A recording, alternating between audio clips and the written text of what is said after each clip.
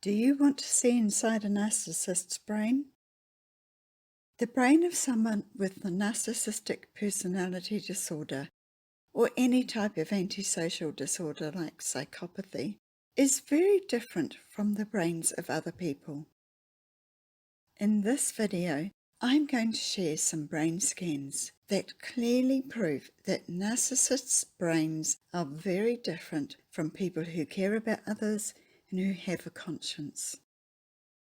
I'm Carol Rathel, occupational therapist. This channel is about healing with self-love because self-love is the most important thing to do.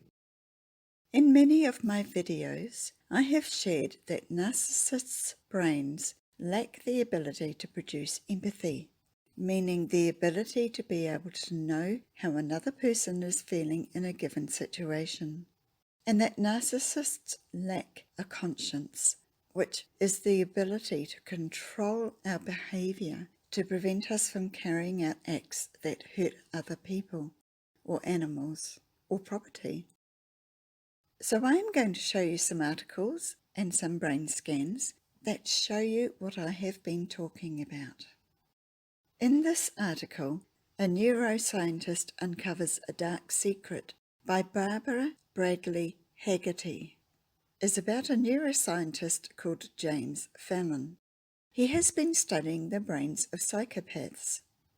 You can pause this video at any time and read the text yourself, but I'm just going to highlight a couple of things that I would like to share with you. The link to this article is showing on the screen. James has a family history of violent or antisocial behaviours in previous generations, and so he took a look at his family's brain scans, his own, and that of his son. What he discovered shocked him, yet it clearly demonstrates the difference in the formation of the brain of himself and his sons. In this screenshot, you see the brain on the left, that is James's son's brain, and the other is his own brain. The area in the orbital portion of the brain, as he writes it, we call the prefrontal cortex. James' brain shows very large areas of darkness in the top portion of the image that you can see. His sons show a lot of activity in that area. These areas are responsible for empathy and having a conscience. It's about being able to control behaviour. In the next study, in the article by SciPost, the prefrontal cortex is showing as the purple portion of the brain. It is the front part of our brain, just behind our forehead. Again, read the article yourself, but let's progress through the highlights now. According to a study published in July 2016 in Neuroscience, pathological narcissism is associated with a reduced thickness and volume in the frontal part of the brain. It has been associated with impaired social regulation. In other words, the narcissist cannot regulate their behaviour. The controls are off. The traits of pathological narcissism include, and are not limited to, arrogant behaviour, feelings of entitlement, lack of empathy, and the willingness to exploit other people, and is often associated with aggression and dominance. Sounds very much like the narcissists we know, right? Lastly, I'm going to show you an image in an article written by the Narcissistic Whisperer. The image on the left shows a normal brain responding to seeing someone in pain. You can see the areas in the prefrontal cortex are lit up as they mirror the feelings of the person in pain. In the psychopath's brain, we see only darkness in that region, along with other regions we won't go into right now. Despite the image being the brain scan of a psychopath, narcissistic personality disorder is, shall we say, a milder form of the same dysfunction in the brain, and the psychopath has a more extreme dysfunction, therefore being capable of more extreme acts of cruelty that most narcissists would not do. The upshot of learning about the deficiencies inside a brain of a person with NPD, I hope, will empower you.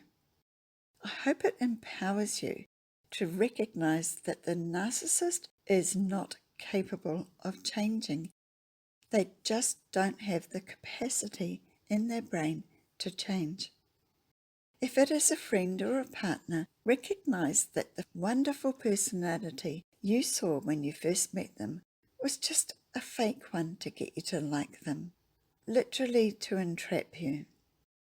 Once they had you in some form of commitment, that is when you begin to see the manipulation, the lies, and inside a relationship, possibly, most likely, cheating. They are not capable of being able to care about your feelings, nor do they have any conscience at all, which is why they do things we would never dream of doing ourselves. I hope the one big takeaway you get from this video is that you stop believing the narcissist can change. I know that for a daughter or a son of a narcissist, this is a painful truth to swallow, and I feel for you. I went through that pain too. Those of you who are still in a relationship with a narcissist, I hope that you accept the future with them is going to be the same as the present, and there will be no possible way to improve your relationship. I ask you, how many years are you going to stay with them? 1 year? 2 years? What about 5 years? In a future video, I will investigate whether narcissistic personality disorder has some hereditary component, or whether it runs in families because a parent who is a narcissist causes damage in their children, the result being possibly that one becomes a narcissist too, or take on traits of being a people pleaser, having a codependent type of personality. We will see how deeply I can investigate and get some answers. Thanks for watching my video. Please subscribe if you're not already, and like my video because it helps this channel a lot. Share it with others who you think would benefit from learning this information. In the meantime, love yourself because you deserve it.